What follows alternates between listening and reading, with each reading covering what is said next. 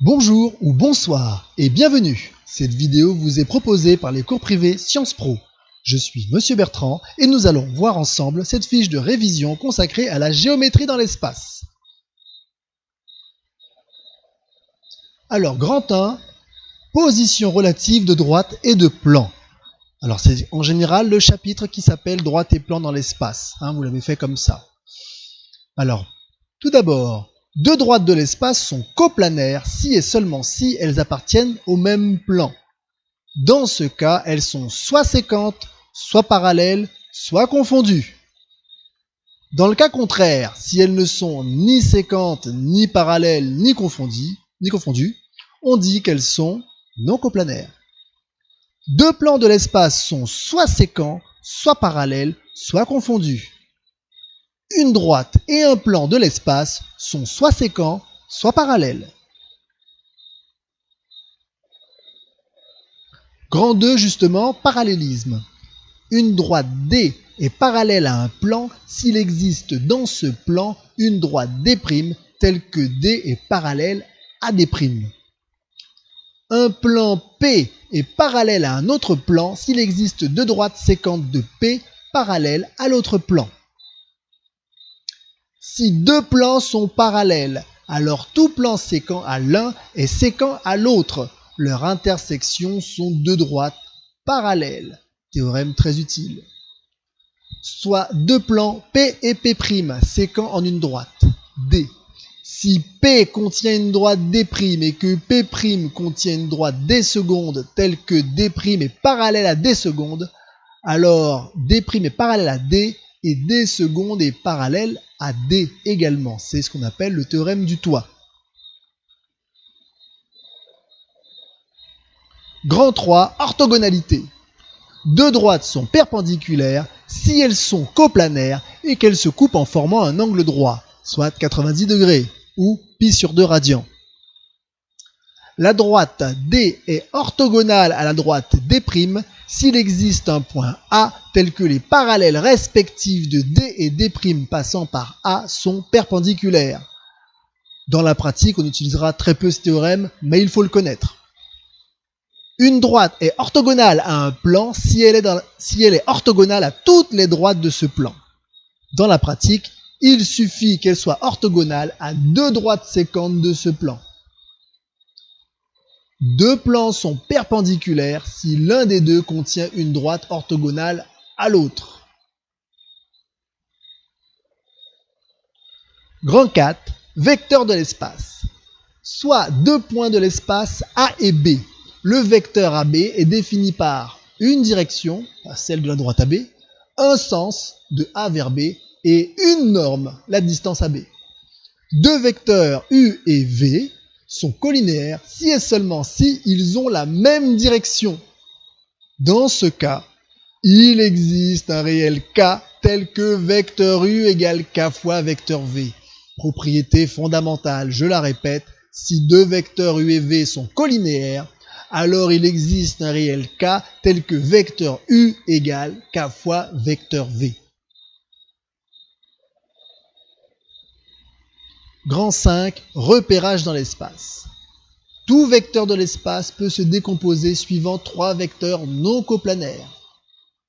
Soit O, un point de l'espace, et soit vecteur I, vecteur J et vecteur K, trois vecteurs non coplanaires, j'insiste, non coplanaires.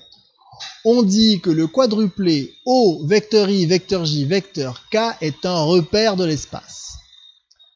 À ce moment-là, si M est un point de l'espace, et si donc O, vecteur I, vecteur J, vecteur K est un repère, on a le point M qui a des coordonnées x, y, z, si et seulement si le vecteur OM, O étant l'origine du repère, est égal à x fois le vecteur I, plus y fois le vecteur J, plus z fois le vecteur K.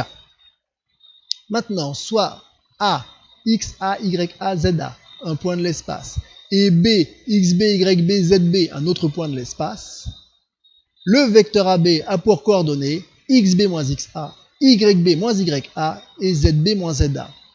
En utilisant la propriété précédente, c'est facile à démontrer. Maintenant, si I est le milieu du segment AB, alors les coordonnées de I sont XA plus XB sur 2, YA plus YB sur 2, ZA plus ZB sur 2. Grand 6, représentation paramétrique d'une droite. Soit O, vecteur I, vecteur J, vecteur K, un repère de l'espace. Une droite D peut être définie par un point A de coordonnées XA, YA, ZA et un vecteur directeur U de coordonnées petit a, petit b, petit c. En effet, pour tout point M de coordonnées X, Y, Z, les vecteurs AM et vecteur U sont collinéaires. Ainsi, il existe un réel T tel que vecteur AM égale T fois vecteur U. Ainsi, vecteur AM sera de coordonnées X moins XA, Y moins YA, Z moins ZA, et le vecteur T fois U sera de coordonnées TA, TB et TC. Donc, on aura X moins XA ce qui sera égal à TA, Y moins YA qui sera égal à TB, et Z moins ZA qui sera égal à TC. En faisant passer XA, YA et ZA de l'autre côté, on obtient X égale XA plus TA, Y égale YA plus TB et Z égale ZA plus TC. Ce système d'équations est ce que l'on appelle une représentation paramétrique de D. Grand 7, produit scalaire dans l'espace. Soit vecteur U et vecteur V, deux vecteurs de l'espace. Cette partie est un rappel du programme de première. Vecteur U scalaire vecteur nul est égal à vecteur nul scalaire vecteur U et c'est égal à 0. Ne confondez pas vecteur nul et 0. Un vecteur nul n'est pas un nombre, c'est un vecteur. Vecteur U scalaire vecteur U est égal à vecteur U au carré qui est égal à la norme du vecteur U au carré. Vecteur U scalaire vecteur V est égal à vecteur V scalaire vecteur U. C'est ce qu'on appelle la commutativité. Vecteur U scalaire vecteur V plus vecteur W est égal à vecteur U scalaire vecteur V plus vecteur U scalaire vecteur W. C'est la distributivité. Si A est un réel, A fois vecteur U scalaire vecteur V est égal à vecteur U scalaire A fois vecteur V, qui est égal à A fois vecteur U scalaire vecteur V. Alors faites attention aux multiplications ici. Dans A fois vecteur U, c'est le produit d'un réel par un vecteur. Alors qu'à la fin, A fois vecteur U scalaire vecteur V, c'est le produit de deux réels. Vecteur U scalaire vecteur V est égal à norme de vecteur U fois norme de vecteur V fois cosinus de l'angle vecteur U vecteur V. Les vecteurs U et V sont orthogonaux si et seulement si vecteur U scalaire vecteur V égale 0. J'insiste beaucoup là-dessus, deux vecteurs sont orthogonaux si leur produit scalaire est nul. Grand 8. Produit scalaire et repère orthonormé. Soit O, vecteur I, vecteur J, vecteur K, un repère de l'espace. Et soit vecteur U de coordonnées x, y, z et vecteur V de coordonnées x', y', z', deux vecteurs de l'espace. Vecteur U scalaire vecteur V est égal à xx' plus yy' plus zz'. La norme du vecteur U est égale à racine carrée de x au carré plus y carré plus z carré. Soit P un plan et vecteur n un vecteur non nul de l'espace. On dit que le vecteur n est normal au plan P s'il est orthogonal à tout vecteur admettant un représentant dans P. Alors dans la pratique, vecteur n est normal au plan P s'il est orthogonal à deux vecteurs non collinaires de P. J'insiste, les deux vecteurs doivent être non collinaires dans P. Si vecteur n de coordonnées A, B et C est normal au plan P, alors P admet une équation cartésienne de la forme AX plus BY plus CZ plus D égale 0. Et les valeurs A, B et C sont les coordonnées du vecteur n.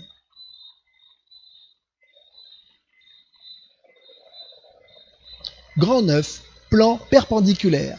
deux plans sont perpendiculaires si un vecteur de l'un est normal à l'autre plan ou si un vecteur normal de l'un est orthogonal à un vecteur normal de l'autre. Autrement dit, leur produit scalaire est nul. Voilà, ce sera tout. Si vous avez des questions, vous pouvez les laisser en commentaire ou alors vous pouvez nous contacter à l'adresse mail sciencespro.guyane@gmail.com. Mais surtout, n'oubliez pas, abonnez-vous. À bientôt. Au revoir.